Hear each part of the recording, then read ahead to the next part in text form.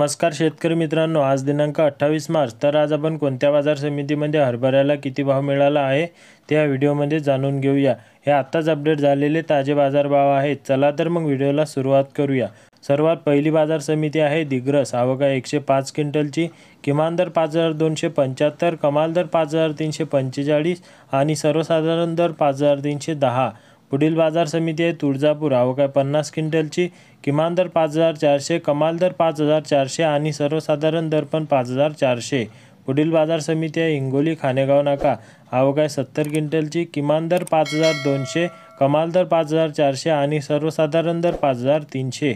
पुढील बाजार समिती आहे उमरखेड. आवक आहे 60 क्विंटलची. किमान दर 5300, कमाल दर 5400 आणि सर्वसाधारण दर 5350. पुढील बाजार समिती आहे उमरखेड डांगे. आवक आहे 340 क्विंटलची. किमान दर 5200, कमाल दर 5350 आणि सर्वसाधारण दर 5300. पुढील बाजार समिती आहे मुंबई. आवक आहे 649 क्विंटलची. किमान दर 5800, कमाल दर 8500 व सर्वसाधारण दर 7500.